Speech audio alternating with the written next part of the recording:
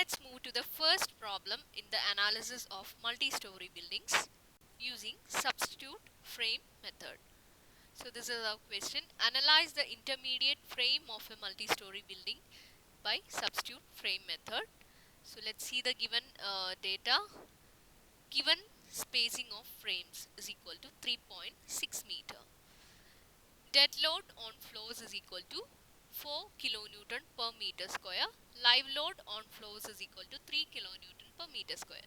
So just note that these loads are in kilonewton per meter square, that is per area. It is next is self weight of beams. So there are three types of beams in this frame.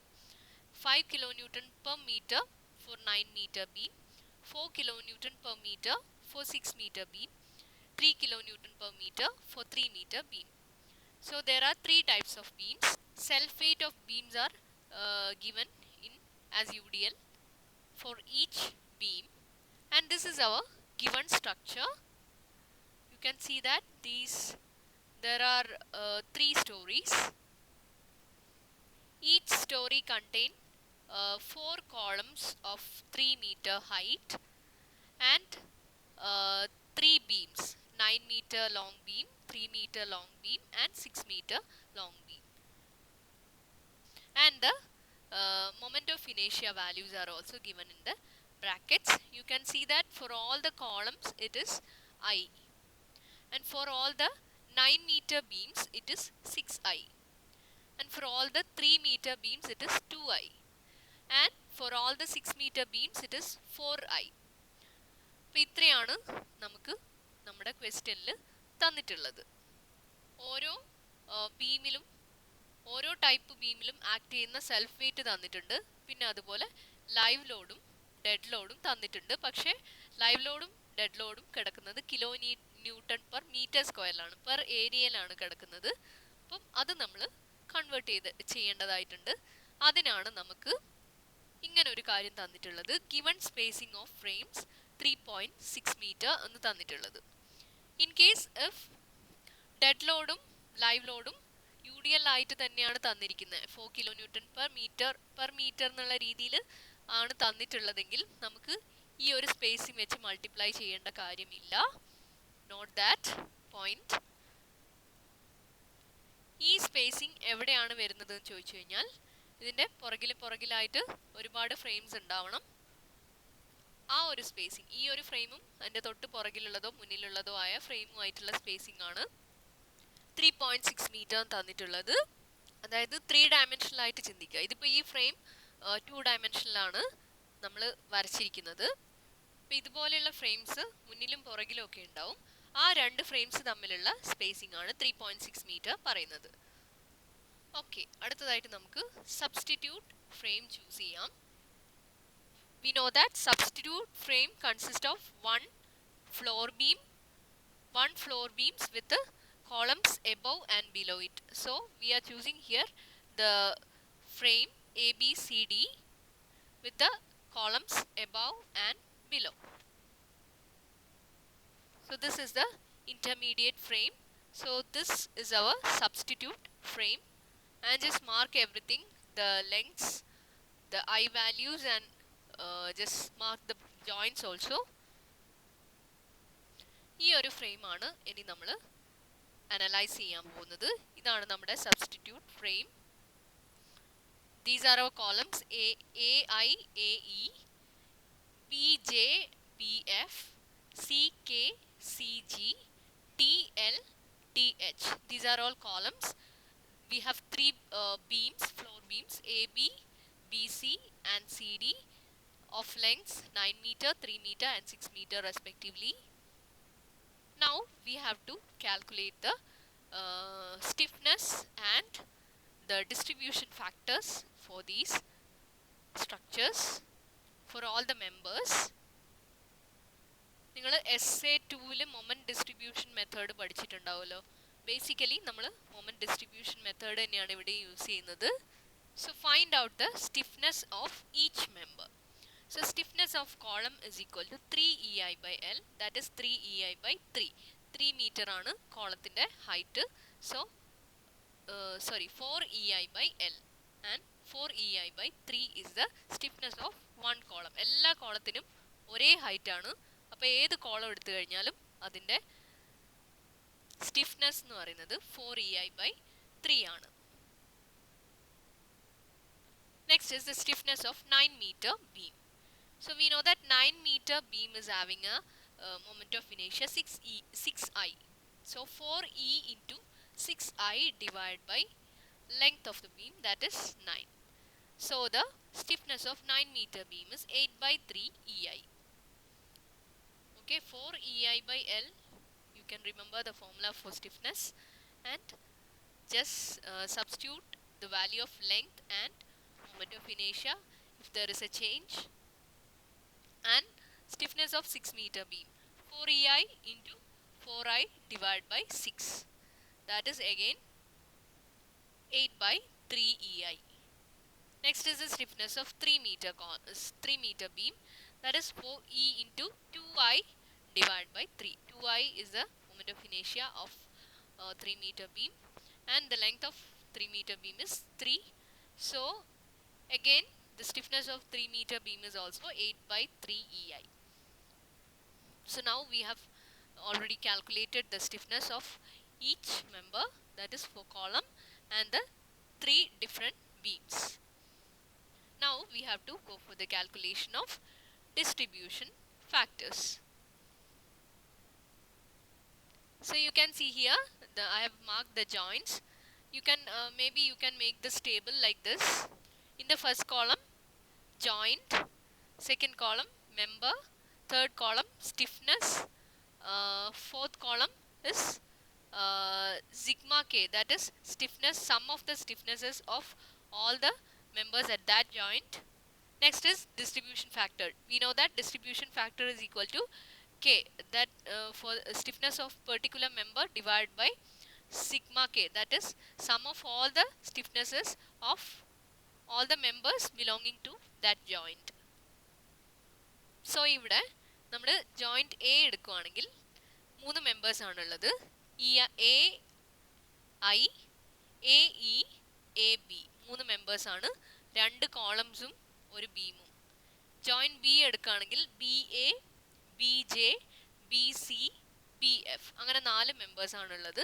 അപ്പോൾ ഓരോ മെമ്പേഴ്സും എഴുതുക, ഓരോ ജോയിൻറ്റിനും corresponding ആയിട്ടുള്ള ഓരോ മെമ്പേഴ്സും എഴുതുക.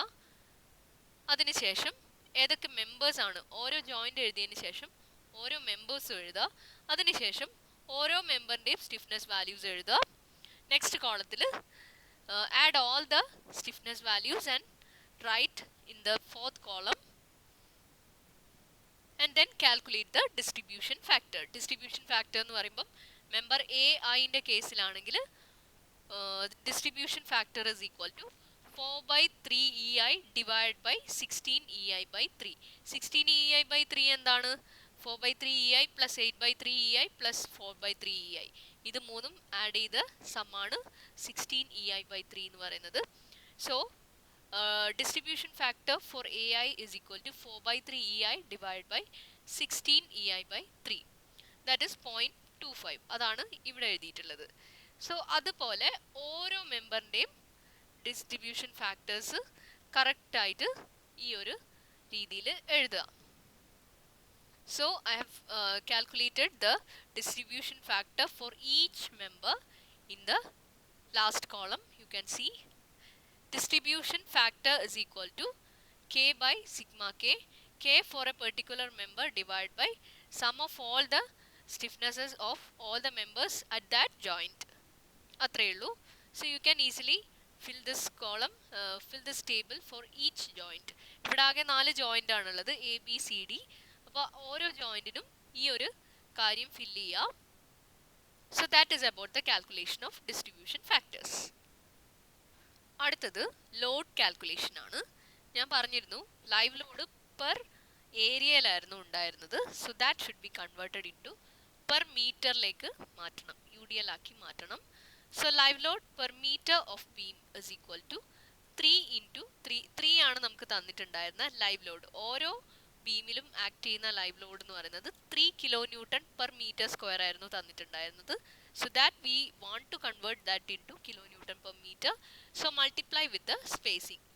നിങ്ങൾക്ക് ഇനി kilo newton per മീറ്ററിൽ തന്നെയാണ് ലൈവ് ലോഡ് തന്നിട്ടുള്ളത്, ലൈവ് ലോഡും ഡെഡ് ലോഡൊക്കെ തന്നിട്ടുള്ളതെങ്കിൽ ഈ ഒരു സ്റ്റെപ്പിൻ്റെ ആവശ്യമില്ല, സ്പേസിംഗ് വെച്ച് മൾട്ടിപ്ലൈ ചെയ്യേണ്ട ആവശ്യമില്ല.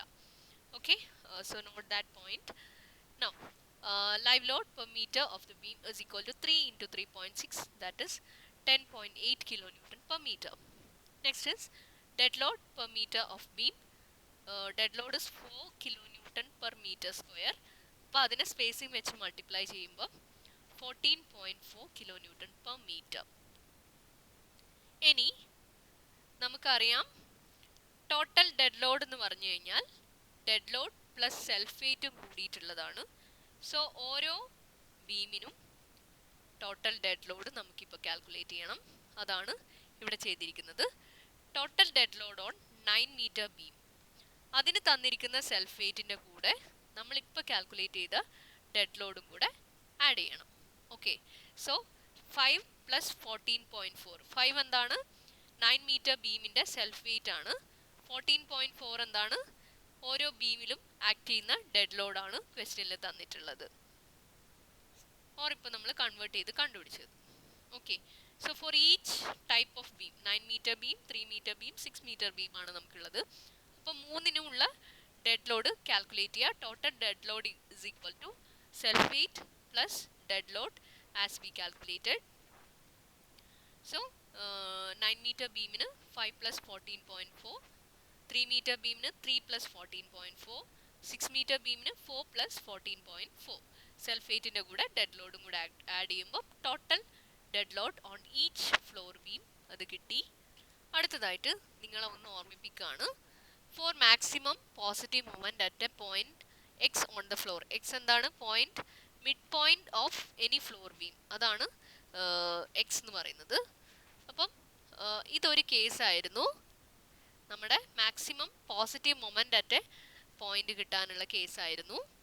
അടുത്ത കേസ് എന്ന് പറയുന്നത് maximum negative moment at a point X on the floor beam ആയിരുന്നു. ഫസ്റ്റ് കേസിൽ എന്ന് പറഞ്ഞു കഴിഞ്ഞാൽ ഓൾട്ടർനേറ്റ് ബീംസിൽ മാത്രമേ ലൈവ് ലോഡ് ആക്ട് ചെയ്യുന്നുള്ളൂ. അങ്ങനെയാണെങ്കിൽ ഒരു ലൈവ് ലോഡ് ആക്ട് ചെയ്യുന്ന ബീമിൻ്റെ സെൻറ്ററിൽ അല്ലെങ്കിൽ മിഡ് സ്പാനിലാണ് മാക്സിമം പോസിറ്റീവ് മൊമെൻറ്റ് ഉണ്ടാവുക.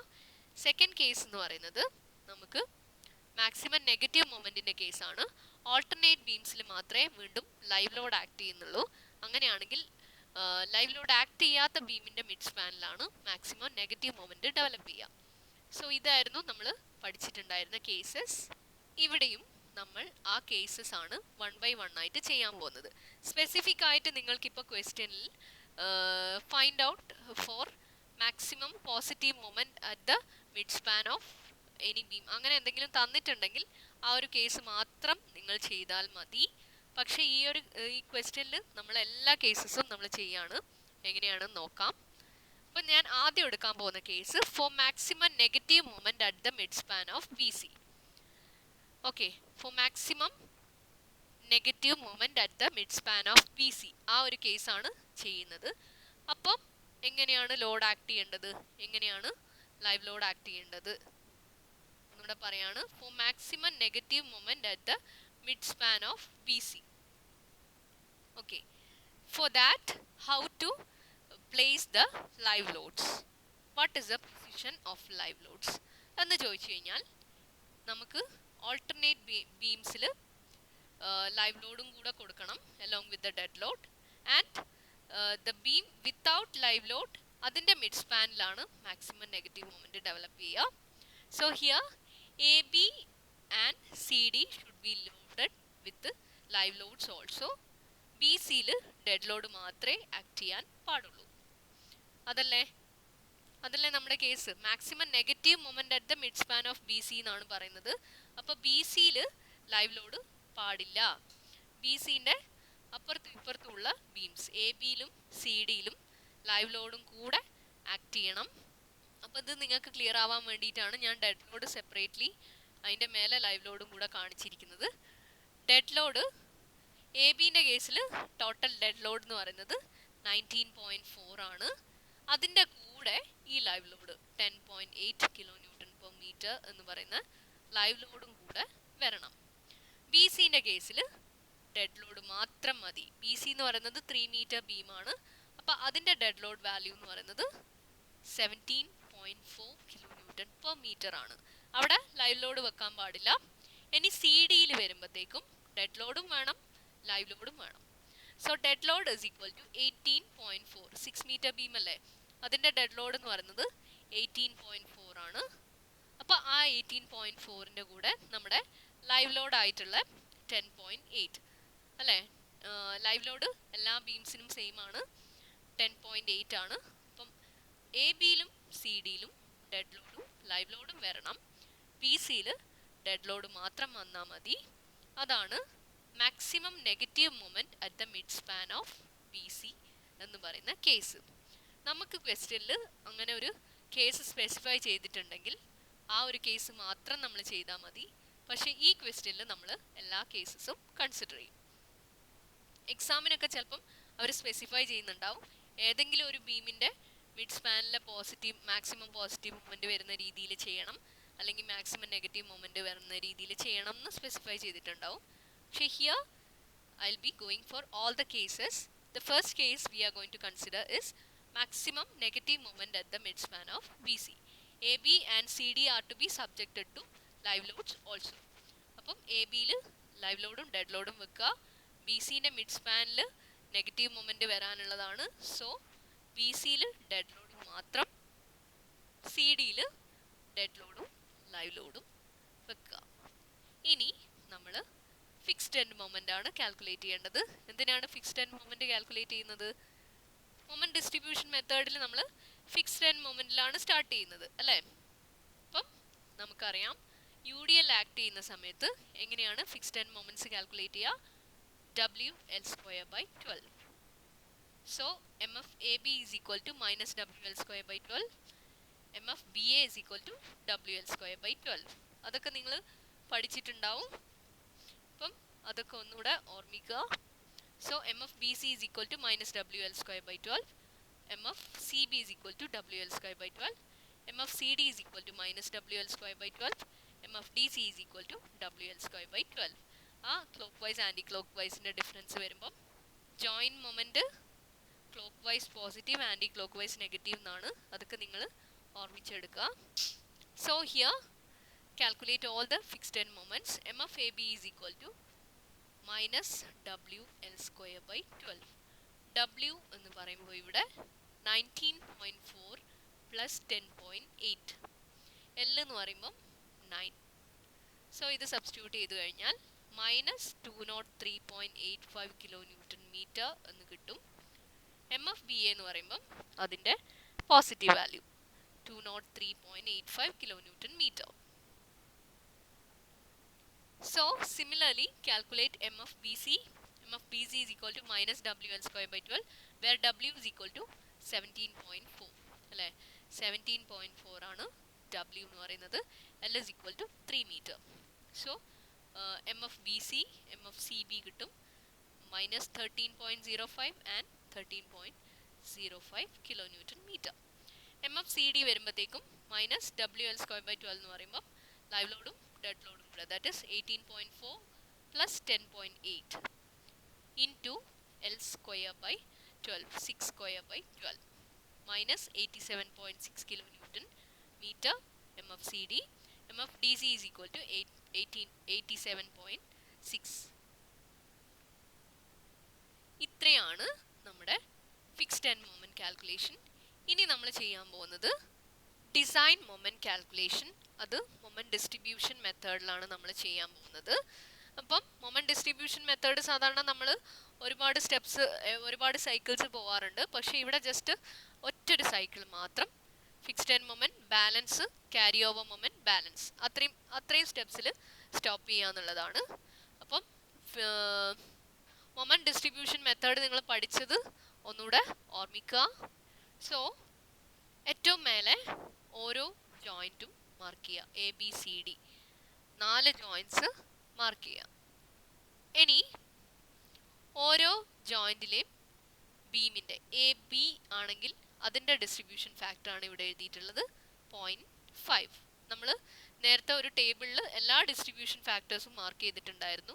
അതിനകത്ത് എ ബിൻ്റെതാണ് ഇപ്പോൾ മാർക്ക് ചെയ്തിട്ടുള്ളത്. ഇപ്പോൾ നമ്മൾ A B C D 4 joints എടുത്തു, മേലെ എഴുതി. ഇനി എ ബിൻ്റെ ഡിസ്ട്രിബ്യൂഷൻ ഫാക്ടർ ഇവിടെ മാർക്ക് ചെയ്തു. ഇവിടെ മാർക്ക് ചെയ്തിട്ടുള്ളത് ഏതാണ്? ബി എൻ്റെ ഡിസ്ട്രിബ്യൂഷൻ ഫാക്ടറാണ്. ഇനി ഇവിടെ മാർക്ക് ചെയ്തിട്ടുള്ളത് ഏതാണ്? ബി സിൻ്റെ ഡിസ്ട്രിബ്യൂഷൻ ഫാക്ടറാണ്. ഇനി സിൻ്റെ കേസിൽ സി ബിൻ്റെ ഡിസ്ട്രിബ്യൂഷൻ ഫാക്ടർ ഇവിടെ മാർക്ക് ചെയ്തു. സി ഡിൻ്റെ ഡിസ്ട്രിബ്യൂഷൻ ഫാക്ടർ ഈ മാർക്ക് ചെയ്തിരിക്കുന്നതാണ്. അതുപോലെ ഡി സിൻ്റെ ഡിസ്ട്രിബ്യൂഷൻ ഫാക്ടറാണ് ഈ മാർക്ക് ചെയ്തിരിക്കുന്നത്. A B, B A, B C, C B, C D, D C, ഇത്രയും ഡിസ്ട്രിബ്യൂഷൻ ഫാക്ടേഴ്സ് നമ്മൾ മാർക്ക് ചെയ്തു. ഇനി എഴുതാനുള്ളത് ഫിക്സ്ഡ് എൻഡ് മൊമെന്റ്സിന്റെ വാല്യൂസ് ആണ്. അതാണ് ഈ എഴുതിയിരിക്കുന്നത്. ഫിക്സ്ഡ് എൻഡ് മൊമെന്റ്സ് നമ്മൾ ഇപ്പം കാൽക്കുലേറ്റ് ചെയ്ത, ജസ്റ്റ് മുന്നേ കാൽക്കുലേറ്റ് ചെയ്ത ഫിക്സ്ഡ് എൻഡ് മൊമെന്റ്സ് വാല്യൂസ് ആണ്. M F A B, M F B A, M F B C, M F C B, M F C D, ഇത്രയാണ് നമുക്ക് ആവശ്യമുള്ളത്. M F C D and M F D C, ഇത്രയാണ് നമുക്ക് ആവശ്യമുള്ള fixed end moments. അതൊക്കെ ഇവിടെ എഴുതി. ഇത് എം എഫ് എ ബി ആണ്, ഇത് എം എഫ് ബി എ ആണ്, ഇത് എം എഫ് ബി സി ആണ്, this is MF CB, this is MF CD, and this is MF DC.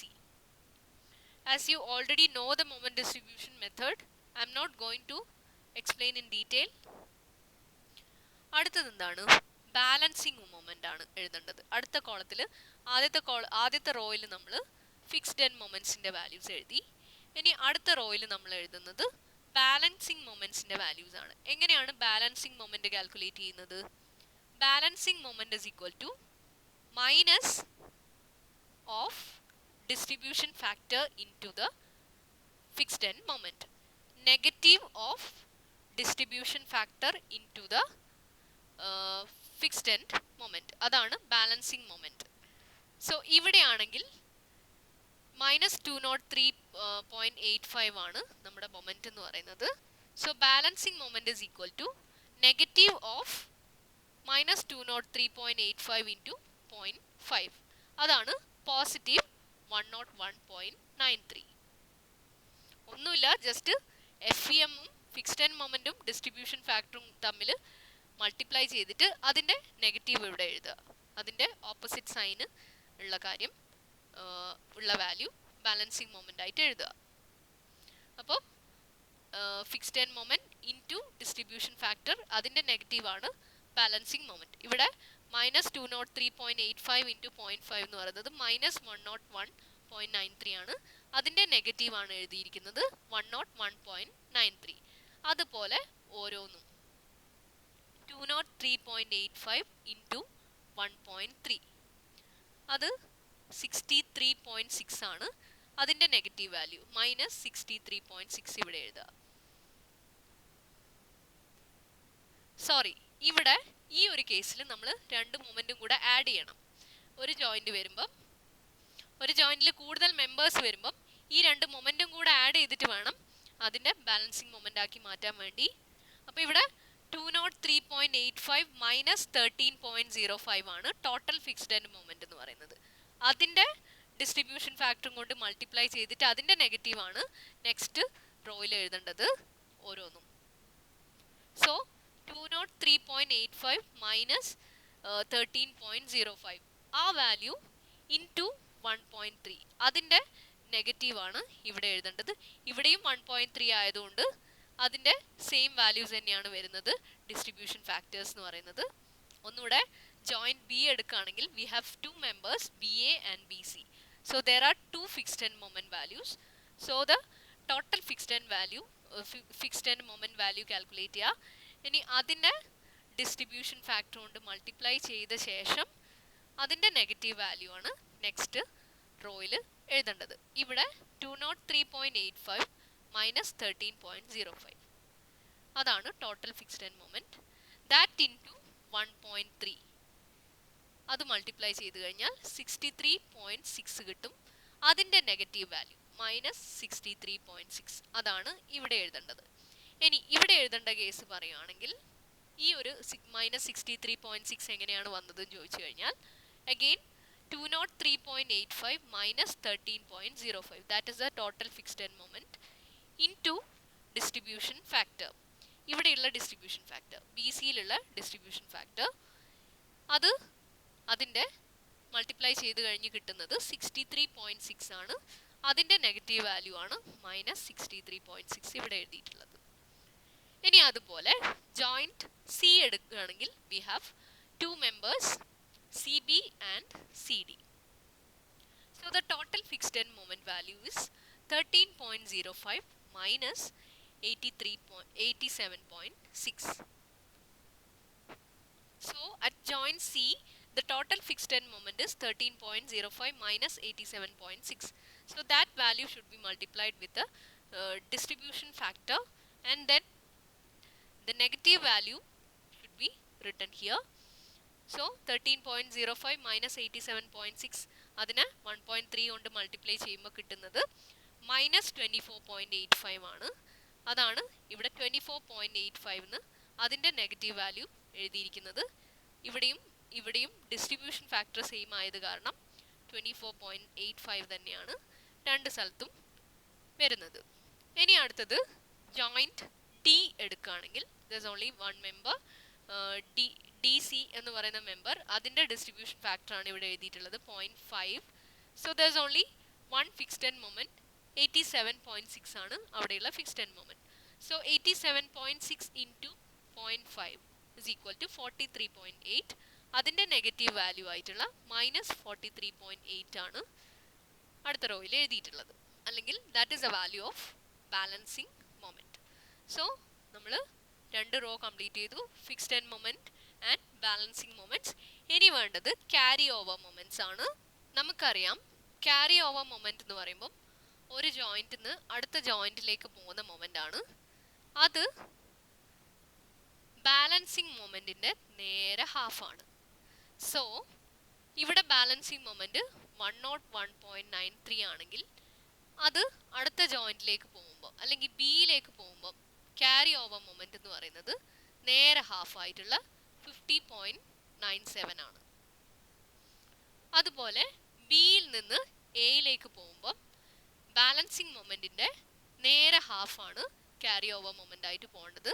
That is -63.6ന്റെ പകുതിയായിട്ടുള്ള -31.8 ആണ് ജോയിന്റ് ബിയിൽ നിന്ന് ജോയിന്റ് എയിലേക്ക് വരുന്ന ക്യാരി ഓവർ മൊമെന്റ്.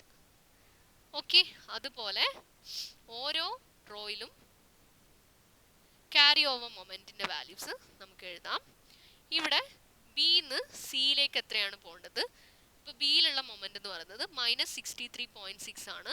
അവിടെ നിന്ന് സിയിലേക്ക് പോകേണ്ടത് നേരെ ഹാഫ് ആണ്. സോ -31.8 ആണ് ക്യാരി ഓവർ മൊമെന്റ്. അതുപോലെ സിയിലുള്ള മൊമെന്റ് 24.85 ആണ്.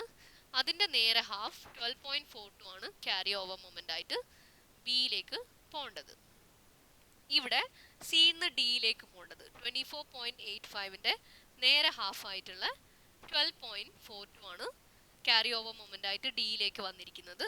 അതേപോലെ ഡിയിൽ നിന്ന് സിയിലേക്ക് പോകണം -43.8ന്റെ നേരെ ഹാഫ് ആയിട്ടുള്ള -21.9 അതാണ് ക്യാരി ഓവർ മൊമെന്റ്.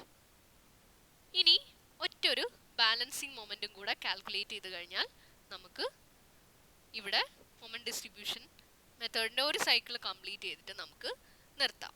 സോ ഇവിടെ ബാലൻസിങ് മൊമെന്റ് എന്ന് പറഞ്ഞു കഴിഞ്ഞാൽ വി നോ ദാറ്റ് നമുക്കിപ്പോൾ ഉള്ള തൊട്ട് മേലെയുള്ള മൊമെന്റിനെ വീണ്ടും ഡിസ്ട്രിബ്യൂഷൻ ഫാക്ടർ കൊണ്ട് മൾട്ടിപ്ലൈ ചെയ്ത് അതിൻ്റെ നെഗറ്റീവ് വാല്യൂ അതാണ് ബാലൻസിങ് മൊമെന്റ് ആയിട്ട് എഴുതേണ്ടത്.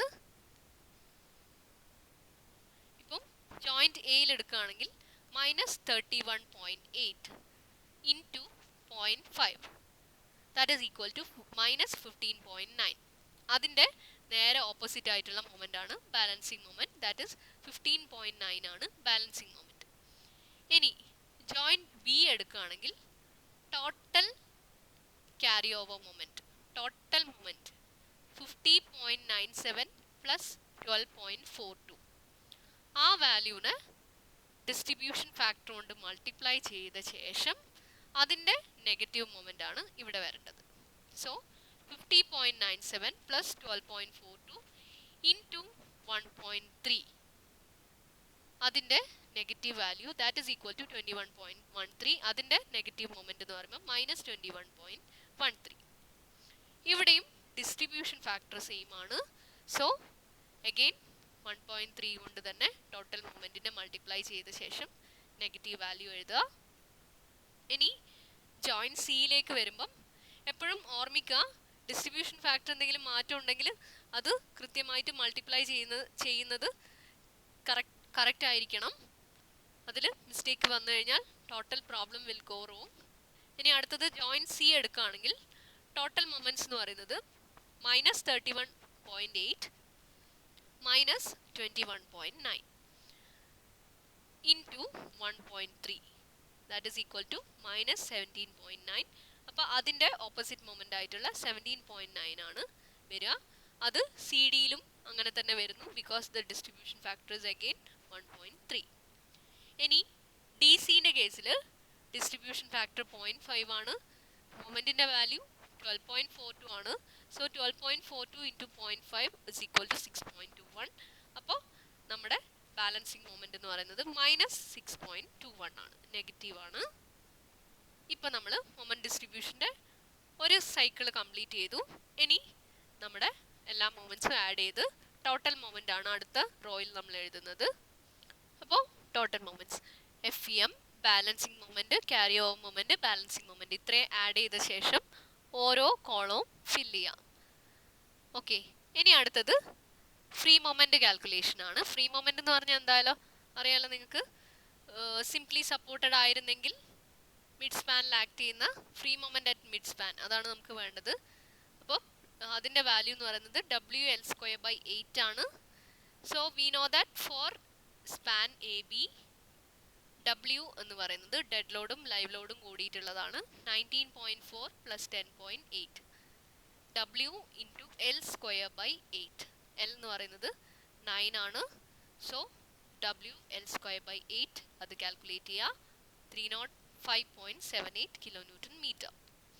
So similarly for span BC WL²/8 is equal to, ഇവിടെ ഡെഡ് ലോഡ് മാത്രമാണ് 3 മീറ്റർ ബീമിൻ്റെ ഡെഡ് ലോഡ് മാത്രം 17.4 ഇൻറ്റു L എന്ന് പറയുന്നത് 3 ആണ്. So W into L²/8 19.58 kilonewton metre. Again for span CD WL²/8 എന്ന് പറയുമ്പോൾ W എന്ന് പറയുമ്പോൾ ലൈവ് ലോഡും ഡെഡ് ലോഡും കൂടിയിട്ടുള്ളതാണ്. So 18.4 plus 10.8 into 6², length is equal to 6 metre. So 6²/8 131.4 kilonewton metre. ഇനി ഫൈനൽ മിഡ് സ്പാൻ മൊമെൻറ്റ്, അതാണ് നമുക്ക് വേണ്ടത്. അപ്പോൾ അതെങ്ങനെയാണ് കാൽക്കുലേറ്റ് ചെയ്യുക? Final mid span moment is equal to free moment at the mid span, that is WL²/8 minus average of end moments. ഇവിടെ രണ്ട് end moments ആണ്, എയിലുള്ള മൊമെൻ്റ് ഉണ്ട്, ബിയിലുള്ള മൊമെൻ്റ് ഉണ്ട്. അതിൻ്റെ ആവറേജ് നമ്മുടെ ഫ്രീ മിഡ് സ്പാൻ മൊമെൻ്റ് നിന്ന് free മൊമെൻറ്റിൻ്റെ value ഒന്ന് മൈനസ് ചെയ്യണം.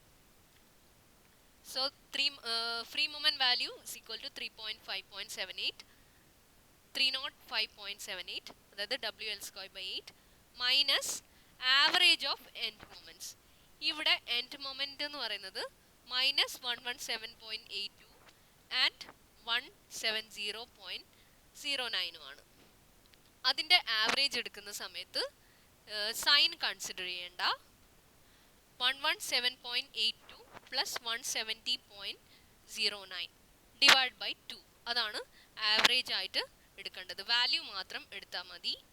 So average of end moments, അതായത് 117.82 പ്ലസ് 170.09 ഡിവൈഡ് ബൈ 2, അത് നമ്മുടെ free moment at the mid span എന്ന് മൈനസ് ചെയ്യുക. അതാണ് final mid span moment. Similarly for span BC and span CD, ഇവിടെ ആവറേജ് ഓഫ് എൻഡ് മൊമെൻറ്റ്സ് എന്ന് പറയുമ്പോൾ 85.36 പ്ലസ് 24 ഡിവൈഡ് ബൈ 2 വരും. അത് നമ്മുടെ WL²/8 എന്ന് മൈനസ് ചെയ്യുക. അതാണ് ഈ കിട്ടുന്ന വാല്യൂ. ഇനി അതുപോലെ for span C D end moments are minus 66.75 and 50.01. അപ്പോൾ മൈനസ് എടുക്കരുത്. 66.075 പ്ലസ് 50.01 ഡിവൈഡ് ബൈ 2 അതാണ് ആവറേജ് ഓഫ് എൻഡ് മൂവ്മെൻറ്റ്സ്. അത് WL²/8 എന്ന് മൈനസ് ചെയ്യാം. അതാണ് ഫൈനൽ മിഡ് സ്പാൻ മൊമെൻറ്റ്. അപ്പോൾ ഇത്രയാണ് design moment calculation for the first case. First case എന്തായിരുന്നു? Maximum negative moment at the mid span of B C. Okay, mid span of B സിയിലുള്ളത് negative moment ആണ്. അപ്പം ഈ ഒരു കേസാണ് നമ്മളിപ്പോൾ സോൾവ് ചെയ്തിരിക്കുന്നത്. ഇതുപോലെ നമുക്ക് there are so many cases for maximum joint moments. അങ്ങനെ ഓരോ ജോയിൻറ്റിലുള്ള മാക്സിമം മൊമെൻറ്റ് കാൽക്കുലേറ്റ് ചെയ്യാൻ വേണ്ടി ചോദിക്കാം. അങ്ങനെ ഒരുപാട് കേസസ് നമുക്ക് ഉണ്ടാക്കാം. So here we will go for one more case that is similar to this one. അതായത് for maximum positive moment at the midspan of BC. That is our next case. Maximum positive moment at the midspan of BC. So how to place the live load? So again remember our previous video. So maximum positive moment at the midspan of any beam എന്ന് പറയുമ്പോൾ ആ ഒരു ബീമിൽ live ലോഡും കൂടെ act ചെയ്യണം. അതായത് alternate ബീംസിൽ live ലോഡും കൂടെ ആക്ട് ചെയ്യുന്ന സമയത്ത് ലൈവ് ലോഡുള്ള ബീമിൻ്റെ മിഡ് സ്പാനിലാണ് നമുക്ക് മാക്സിമം പോസിറ്റീവ് മൊമെൻ്റ് ഉണ്ടാവുന്നത്. So here span B C should be loaded with live load also. ബാക്കി രണ്ട് ബീം എ ബിയിലും സി ഡിയിലും ഡെഡ് ലോഡ് മാത്രം മതി, no live load. So this is a critical condition for maximum positive moment at the mid span of B C. So on AB the load acting is 19.4 kilonewton per meter, and for the span BC dead load and live load should be there. So 17.4 plus 10.8. 17.4 is the dead load for 3 meter beam, and 10.8 is the live load for all the beams. So on the span CD only dead load should be there. So 18.4 kilonewton per meter, that is the dead load for 6 meter beam. So the remaining steps are same. Now we have to go for the calculation of fixed end moments. M of AB, M of BA, M of BC, M of CB, M of CD and M of DC. We know that WL²/8 WL²/12 is a formula for the fixed end moment when UDL is acting. So for each span calculate the fixed end moment. Minus WL²/12, the W value should be substituted correctly according to the beam. ഒന്ന് രണ്ട് example നോക്കാം. M F A B എന്ന് പറയുമ്പോൾ minus WL²/12 എന്ന് പറയുമ്പോൾ minus 19.4 into 9² വരും. പിന്നെ അതുപോലെ M F C D CB പറയുകയാണെങ്കിൽ WL²/12 ആണ്. അപ്പോൾ 17.4 പ്ലസ് 10.8 ആണ് W എന്ന് പറയുന്നത്, ഇൻറ്റു L എന്ന് പറയുന്നത് 3 ആണ്. So that into 3²/12 is equal to 21.15 kilonewton meter. Similarly M F D C എന്ന് പറയുമ്പോൾ WL²/12 ആണ്, നെഗറ്റീവ് അല്ല, പോസിറ്റീവ് WL²/12 ആണ്. So W is equal to 18.4 for CD. So 18.4 into 6 square divided by 12. 6 is the length. So that is equal to 55.2 kilonewton meter. അപ്പോൾ fixed end moment calculation കഴിഞ്ഞു. ഇനി നമുക്ക് design moment calculation ആണ് by moment distribution method.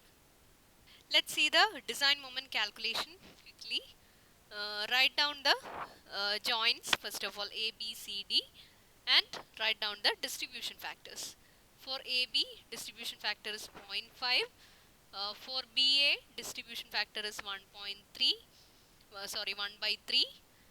For BC the distribution factor is 1/3. For CB the distribution factor is 1/3.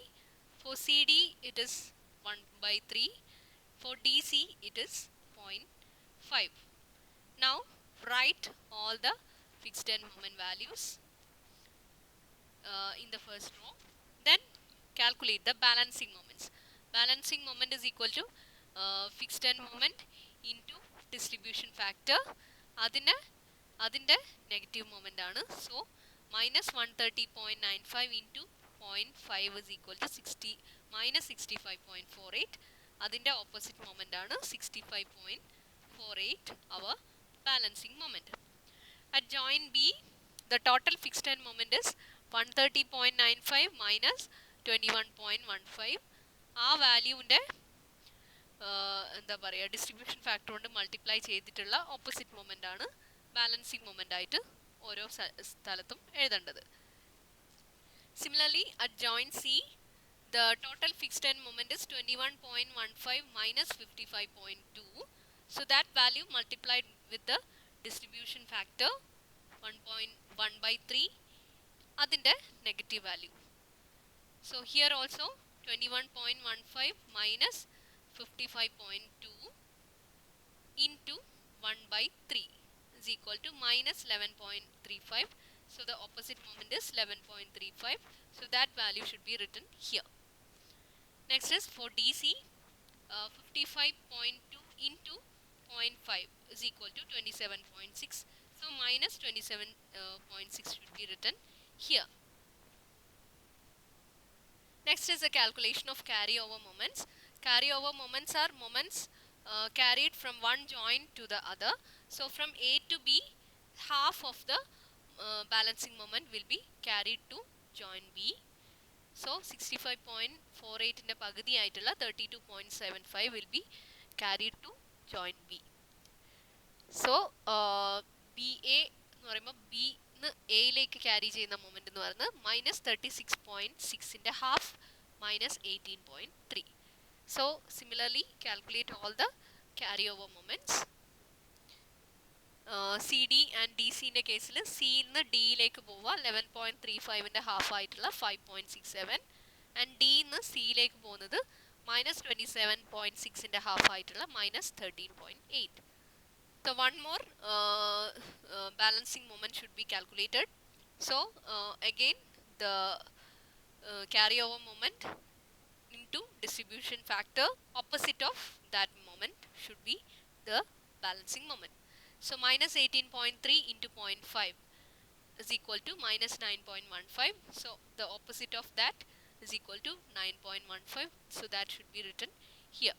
So similarly for each span, write the balancing moment values. At joint B, 32.74 plus 5.67 is the total moment. That into 1.3 is equal to 12.8. So minus 12.8 should be written as a balancing moments. Similarly for joint C and joint D. And in the next row, write the total of fixed end moment, balancing moment, carryover moment, and one more balancing moment. So this total value should be written in the next row, that is the end moments.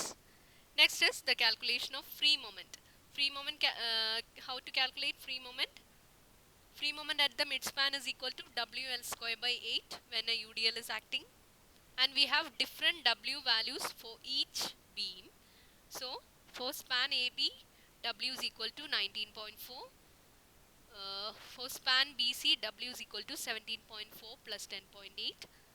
For span CD, W is equal to 18.4. So substitute accordingly, and the lengths also. For AB it is 9, for BC it is 3, and for CD it is 6. Next is the final midspan moment. So the final midspan moment is equal to free moment minus average of end moments. Free moment is equal to WL square by 8. So average of end moments എന്ന് പറയുമ്പോൾ രണ്ട് A B ആണെങ്കിൽ എയിലുള്ള മൊമെൻറ്റും ബിയിലുള്ള മൊമെൻറ്റും ആണ് end moments. So അതിൻ്റെ average എടുക്കുമ്പം don't see the sign, just take the values. 74.62 plus 114.29 divided by 2. That is the average of end moments. So that should be subtracted from WL square by 8. അതാണ് നമ്മുടെ final midspan moment. Similarly for span BC, end moments are 64.88 and 24.9. Average 64.88 plus 24.9 divided by 2. That should be subtracted from WL square by 8 and it is equal to minus 13.16 square. Similarly, for span CD, WL square by 8 minus the average of two end moments. So 46.95 plus 30.43 divided by 2, that should be subtracted from WL square by 8. So that is our final midspan moment. So here we have discussed two different cases. For maximum positive moment at the midspan of BC and for maximum negative moment at the midspan of BC. So these are the two cases here we discussed. So this problem will be continued in the next video.